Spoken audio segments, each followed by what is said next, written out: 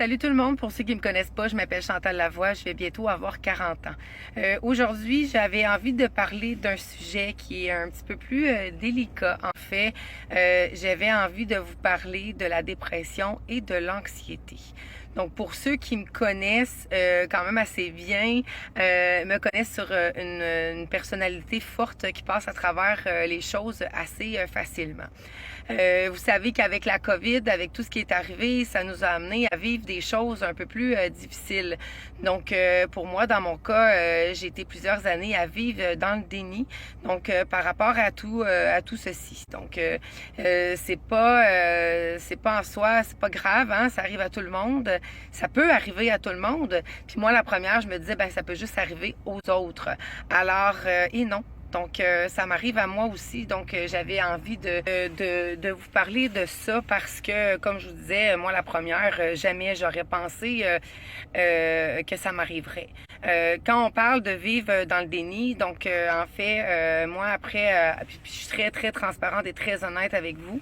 Donc, après avoir eu un enfant, moi, ça m'a changé complètement. On a beau dire que dans la vie, d'avoir des enfants, ça change une vie. Pour certains, d'autres, beaucoup. Pour d'autres, non, pas du tout. Dans ma vie, à moi, ça a changé beaucoup de choses. En fait, les choses ont parti à partir de ce moment-là. Donc, j'ai eu beaucoup de hauts et de bas. J'ai pas voulu assumer que j'étais en dépression parce que je me disais toujours, j'ai une force de caractère. Les gens me disent que je suis forte, je vais passer au travers. Donc, et malheureusement, non.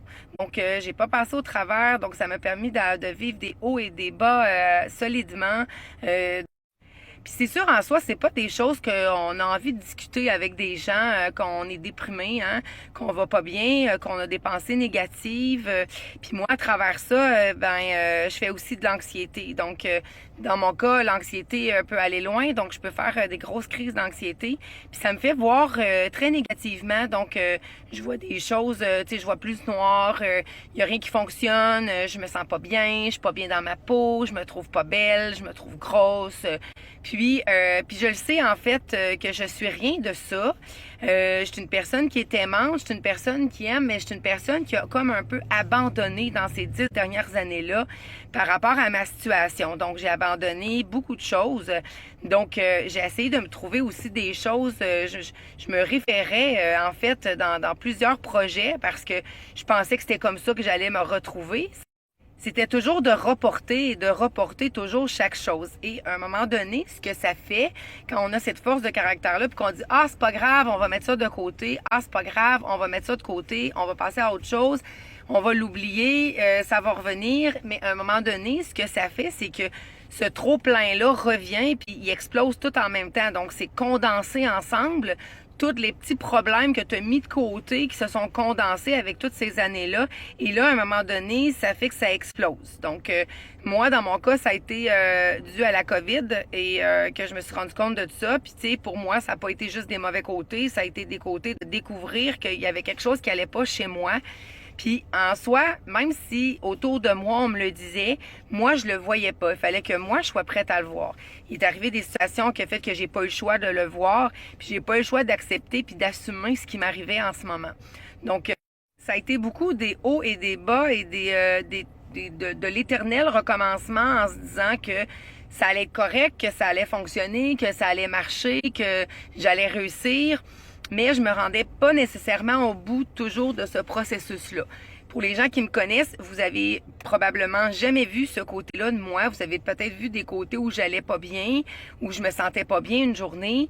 Mais dernièrement, là aujourd'hui, je vais bien. Aujourd'hui étant une bonne journée. Puis je le vois comme ça maintenant. J'essaie de me dire aujourd'hui c'est une bonne journée, demain c'en est une autre. Et j'essaie de pas aller voir trop loin à travers ça. C'est difficile parce que quand ça fait plusieurs années qu'on vit dans le déni, puis qu'on se rend pas compte qu'on est comme ça amène des rebounds aussi négatifs dans l'entourage de nous aussi. J'ai voulu changer beaucoup pour les autres en pensant que c'était comme ça qu'il fallait faire.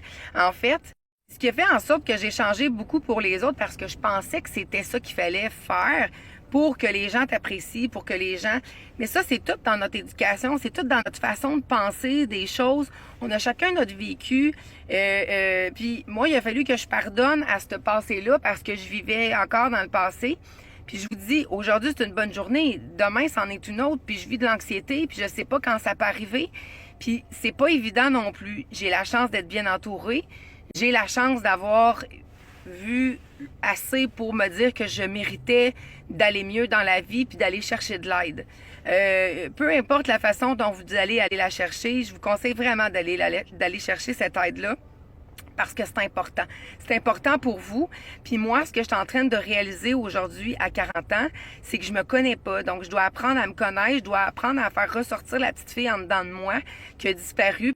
Parce que comme je vous disais, dans la vie, on a toujours fait en sorte que, en tout cas, dans la mienne, qu'il fallait que je sois forte, fallait que je me taise, fallait que je continue à avancer, que c'était pas grave, qu'il n'y avait pas de rebound à ça, que ça allait pas me suivre dans ma vie, qu'il fallait que je continue à être forte. C'est sûr que ça m'a forgé une force de caractère, mais ce qui est arrivé aussi, c'est que ça m'a mis un mur. Ça m'a mis, en fait, plusieurs murs de protection. Donc, ce qui a fait que les gens autour de moi, les gens qui sont proches me connaissent réellement, mais les gens qui sont pas nécessairement proches de moi voient pas nécessairement cette vulnérabilité-là parce que je la montre pas souvent. Par contre, j'ai décidé aujourd'hui que c'était différent. J'arrive à 40 ans, puis c'est plus ça que je veux dans ma vie. J'ai envie d'être heureuse pour moi, j'ai envie de m'aimer moi, puis j'ai pas envie que les autres m'aiment. Si jamais c'est le cas, tant mieux que les gens m'aiment. Mais j'ai décidé de me prioriser moi parce que je trouvais que c'était vraiment important. Puis la personne la plus importante au monde, c'est moi. Puis qu'il fallait surtout pas abandonner. Donc, moi, j'aime bien la phrase ne jamais, jamais, jamais abandonner. Donc, j'ai jamais abandonné. Je me suis toujours battue à travers ça, à travers ces années. En fait, le fait que j'assumais pas que j'avais une dépression depuis plusieurs années. Donc, comme je disais, ça a amené des rebounds dans ma vie personnelle. Donc, moi, je voyais beaucoup, en fait, on m'a souvent décrit comme étant une personne soupe au lait, donc, et puis, c'est pas faux, en fait, hein, je prenais tout personnel, je prenais tout pour du cash, puis je prenais surtout tout ce que les gens me disaient comme une critique. Donc, comme si les gens allaient me critiquer tout le temps, comme si je pouvais jamais parler, comme si j'avais jamais mon mot à dire. Ça me faisait tout créer de l'anxiété vis-à-vis de ça, ce qui faisait que je changeais pour les autres, puis c'est ça qu'il faut pas faire. Parce qu'on a chacun droit à notre opinion. Mais saviez-vous qu'après toutes ces années-là, il faut que je défasse ça. Puis c'est ça qui est pas facile à travailler. Puis comme je vous dis, là, c'est facile aujourd'hui de vous parler de ça. C'est une bonne journée, ça va bien, j'ai pris soin de moi.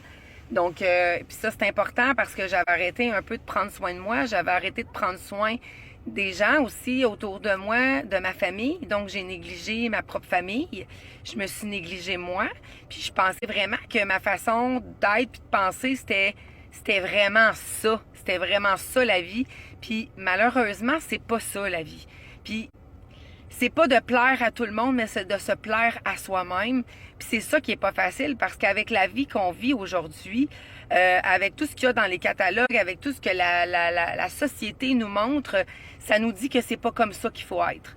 Puis comme je vous dis, j'arrive à 40 ans, on a toujours les tranches de 10. Hein, donc j'arrive à 40 ans, c'est plus ça que je veux de ma vie. J'ai envie d'aller mieux, j'ai envie de guérir, j'ai envie de prolonger ça aussi, j'ai envie de me sentir bien.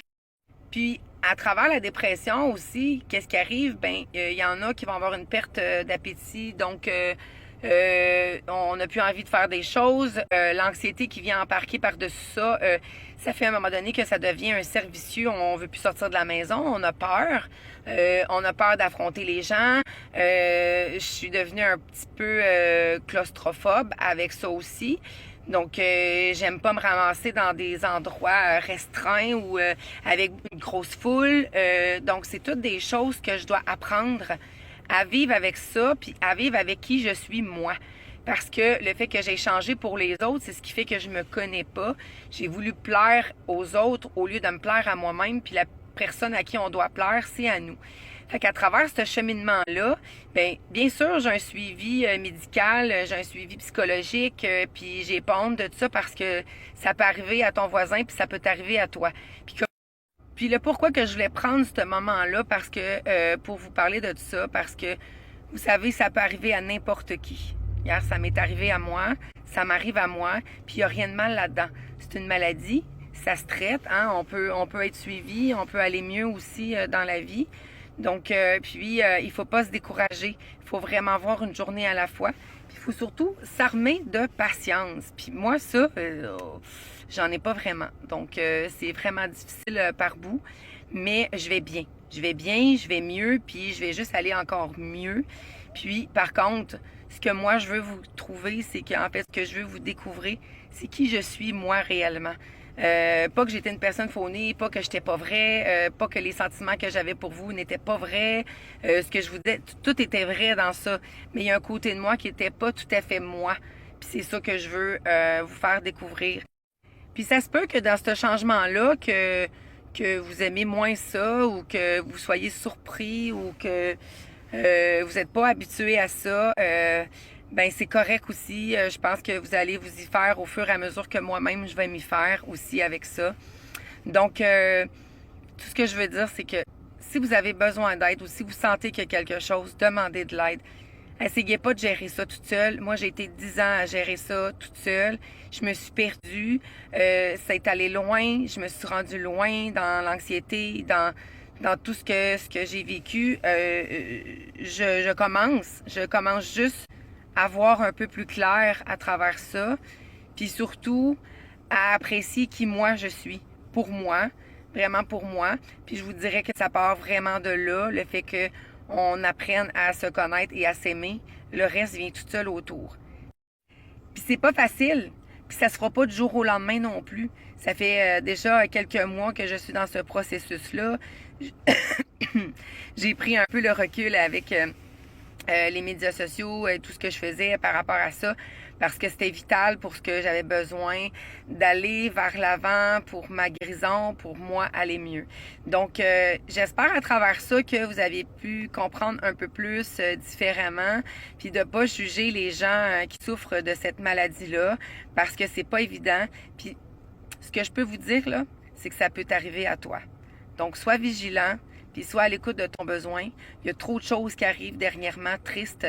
Puis de gens qui vivent ça. En fait, ce recul-là, je l'ai pris pour moi, puis je l'ai pris pour ma famille, puis je l'ai pris pour me guérir, puis me soigner moi, puis penser à moi pour une fois. Puis savez-vous quoi? Ça fait du bien. Ça fait du bien pour une fois de ne pas penser aux autres puis de penser à soi. Puis c'est plate, hein, mais ça va de soi. Il faut que je pense à moi avant de penser à ma famille. Parce que pour être capable de penser à ma famille, il faut que je sois capable de penser à moi. Donc, faites-vous-en pas, ma famille manque pas de rien. Puis j'ai la chance d'avoir une famille extraordinaire autour de moi, d'avoir un conjoint qui est là puis qui m'appuie. Puis Dieu sait comment il est patient puis qui m'aime pour être capable d'endurer tout ça. Alors, faites ce que vous avez à faire puis n'ayez pas peur. Bonne journée.